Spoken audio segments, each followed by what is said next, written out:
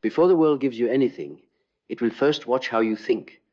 Not what you say, not what you dream, but how you perceive yourself, others, time, pain, power. Because wealth isn't handed to you. It is mirrored back by the patterns of your consciousness. Most people never become wealthy, not because they lack effort, but because they think like servants, not sovereigns. They think in reactions, not creations. They think in limitations, not in leverage. They beg reality for crumbs instead of realizing they are the baker. To think like the wealthy is not to obsess over money. It is to transcend money. It is to view wealth as an echo of mindset, clarity, and internal architecture. The poor man asks, what can I afford? The wealthy mind asks, what can I build? What can I own? What system can I design that prints freedom while I sleep? This is not about dollars. This is about dominion. The masses wake up thinking about tasks. The wealthy wake up thinking about leverage, time, people, code, capital, brand. They ask, where is the multiplier? Where can I plant one seed and reap a forest? But you don't think like that when your self-worth is tied to being busy. Busyness is the new poverty movement without mastery, activity without purpose, urgency without strategy. And the wealthy don't chase, they position. They don't sprint for scraps. They design arenas where value flows to them. Jung said, until you make the unconscious conscious, it will direct your life and you will call it fate. What most call bad luck is simply a mind that has never been taught how to think, how to question, how to see. Because sight is not vision. Sight is passive. Vision is prophetic. To think like the wealthy is to be ruthless with clarity. Clarity is the weapon of the few. The poor mind clouds itself with options, distractions, opinions. The wealthy mind eliminates, simplifies, distills reality to essence. It says, this is what I want. This is what I need to become. Everything else is noise. But most people are addicted to noise. Addicted to being stimulated, not sharpened. They think they're thinking, they're not. They're reacting, drowning in the dopamine of digital hypnosis, mistaking movement for meaning. The wealthy man thinks in systems, not moments. He doesn't just want to win. He wants to build an engine that wins while he sleeps. Ownership over labor, royalty over wages, creation over consumption. And the paradox? That kind of mind is forged before the money ever shows up. Because wealth is not a bank statement, it is a standard. How do you speak to yourself? Do you fold under pressure, or do you become surgical? When the chaos comes, and it will do, you ask, why me? Or do you say, good? Now we go deeper. To think like the wealthy is to train yourself to respond with strategy, not emotion. It's to weaponize adversity. To turn every no into a blueprint, every rejection into refinement. The masses wait for the perfect conditions. The wealthy start with what they have. They launch not because it's ready, but because perfection is the mask of the coward. What can you do today that creates disproportionate returns tomorrow? That is the question that separates legacy from mediocrity. But most never ask it, because most were never taught that the real war is internal. You don't beat the world by shouting. You beat the world by becoming so clear, so rare, so aligned, that reality has no choice but to bend. And it starts in the mind. This is not fantasy. This is psychological warfare against your conditioning, against your comfort, against your craving to be liked instead of legendary. You were not born to comply. You were born to create. To think like the wealthy is to reject victimhood, no matter how justified it feels. It's to stop narrating your pain and start monetizing your power. To ask not, why is this happening to me? But what muscle is this trying to forge in me? The wealthy mind turns trauma into strategy, loss into leverage, fear into fire. And that fire, that's your access point. That's your alchemy. Because what you do with your fear determines what you get from your future. You either run from it and stay trapped in average, or you face it and mine it for insight. That's what thinking like the wealthy is. It's spiritual warfare disguised as financial ascension. It's understanding that the first asset is not cash, it's consciousness. Build that, refine that, own that, and everything else will follow. The masses ask, what job can I get? The wealthy ask, what problem can I solve that no one else has mastered? The world doesn't pay you for effort. It pays you for value. And value is not measured by how hard you work, it's measured by how irreplaceable you are. That's what the wealthy mind obsesses over. Irreplaceability. Not approval, not trendiness, not applause, but becoming so singular, so undeniably rare, that the world must rearrange itself to accommodate your presence. Because once you reach that level of psychological evolution, you don't compete. You create categories. You don't beg for a seat at the table. You build your own table and decide who's worthy of sitting at it. But none of that starts with money. It starts with how you see yourself when no one is looking. What is your internal dialogue when things collapse? Do you default to despair, or do you activate design mode? Do you crumble or do you construct?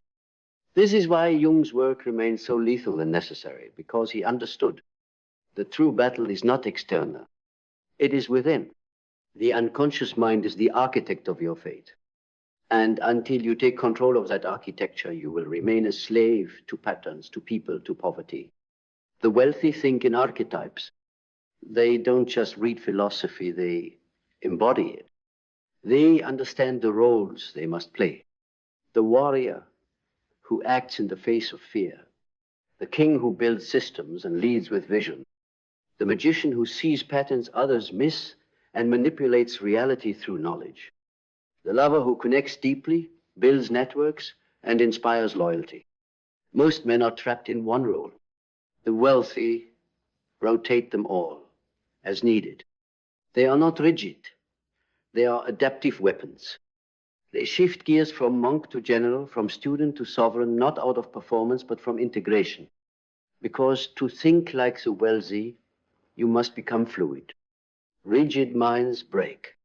Adaptable minds bend reality. That's the essence of what separates them. They do not fear loss because they understand money can be lost. But skill, clarity, character, those are infinite. They are wealth you carry into every room, every market, every economy. And this is where you must turn inward and ask yourself, what am I building inside me that no one can steal? Because if the answer is nothing, then you are already bankrupt no matter what's in your account. But if you're building discipline, if you're sharpening focus, if you're hardening your philosophy, then you are already wealthy. The world just hasn't caught up yet. It will. It always does. Because wealth, real wealth, is not a destination. It's a wavelength. And once you start to vibrate at that frequency through thought, through action, through belief, you begin to pull reality toward you. Not with force, but with gravity. And gravity doesn't shout. It simply is. That's what thinking like the wealthy gives you gravitational pull. You stop chasing, you start attracting, not by becoming louder, but by becoming heavier. Heavier in value, heavier in presence, heavier in truth. Most people live as leaves in the wind, drifting with trends, with gossip, with fear. The wealthy think like roots, deep, invisible, but capable of holding up entire forests. They don't move because others move. They move others. And here lies the most savage truth. You are either being programmed or you are programming your own mind. There is no middle ground.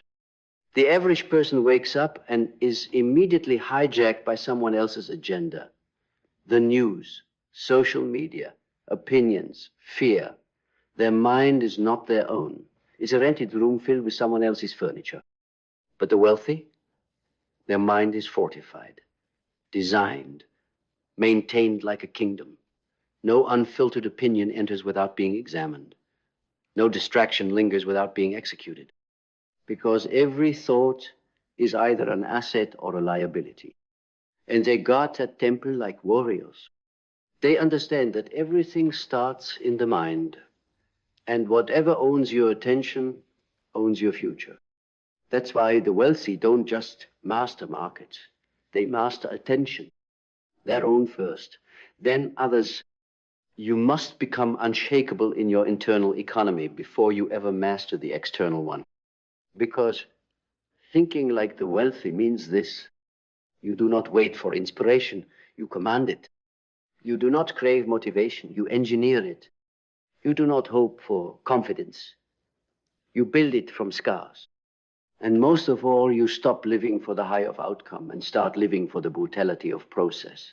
Because that's what separates the minds that earn millions from the minds that scroll past them. Process. The wealthy love the boring, unsexy, repetitive discipline that turns iron into gold. Because they know if you master the process, the outcome is inevitable. But the poor mind chases dopamine.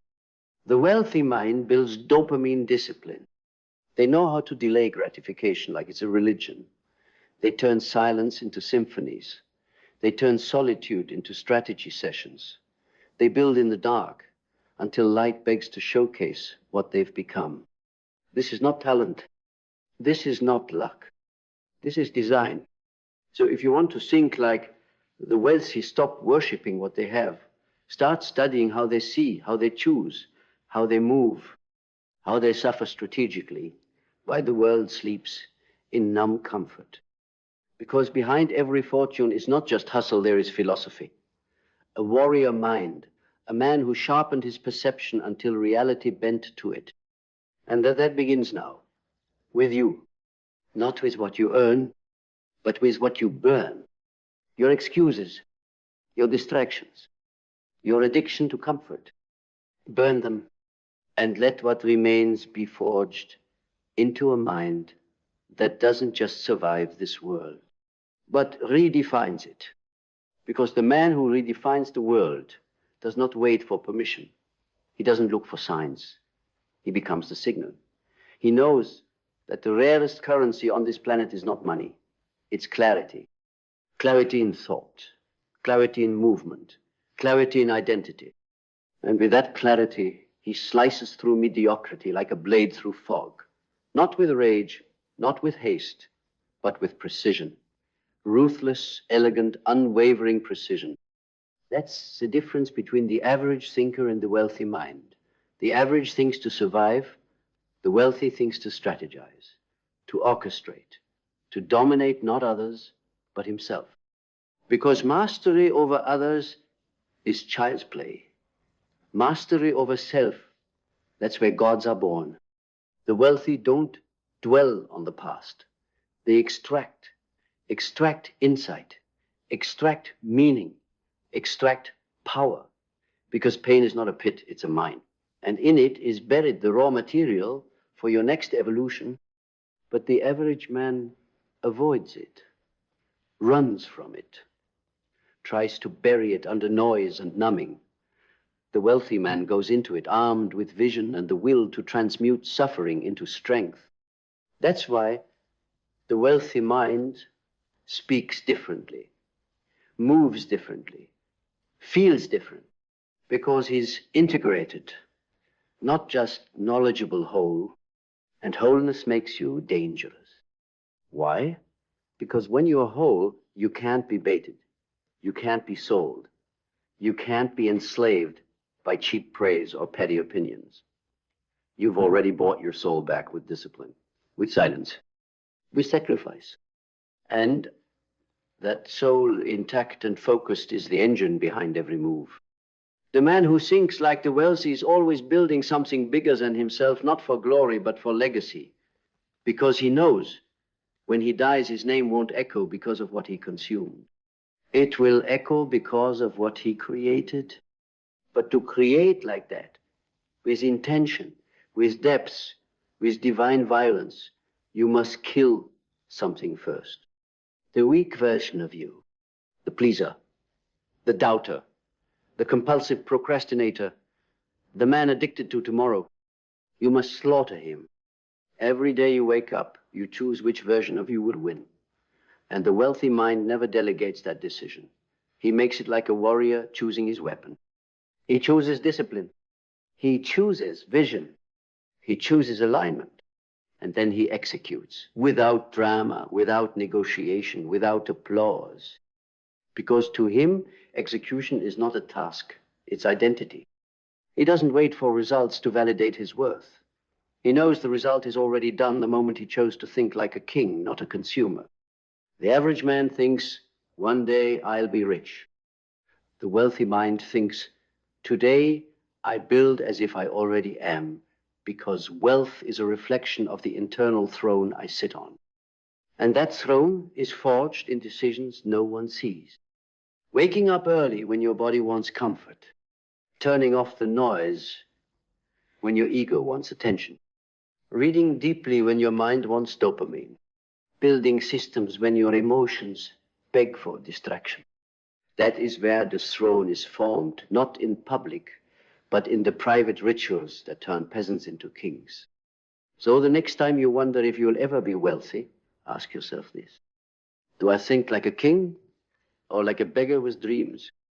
Because your answer is already shaping your destiny. The man who thinks like the wealthy doesn't hope for transformation. He becomes it. He doesn't fantasize about freedom. He structures it into his daily movements. His mind is no longer a place of dreams.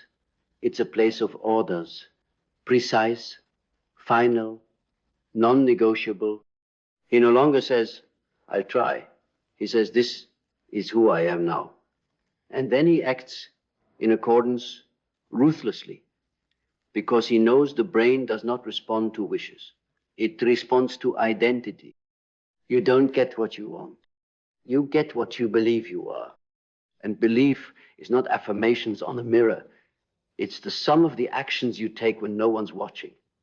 It's the consistency of character under pressure. It's the quiet war inside that no one ever sees, but everyone feels in your presence. To think like the wealthy is to walk into a room and not need to prove anything, because your energy already speaks of conquest. Your stillness already reveals your depth. Your restraint already screams mastery. And in a world addicted to proving, the man who doesn't need to is a rare force of nature. He knows that real wealth is not in how much you spend, but in how little you need to validate yourself. Real wealth is internal autonomy, mastery, sovereignty. It's the freedom to walk away from anything that doesn't align, because you're not desperate, you're disciplined. That's the ultimate power, to choose your life, not be chosen by circumstances. The average man reacts. The wealthy man orchestrates. He sees 5 moves ahead, not because he's smarter, but because he's slower in thought, faster in intent. He doesn't rush, he observes. And then when the time is right, he strikes with finality. This is what makes him unstoppable. Not volume, not speed, but precision. So if you want to think like the wealthy, slow down. Not in ambition, in thought. Cut through the noise. Question everything. Build from principles, not from pressure.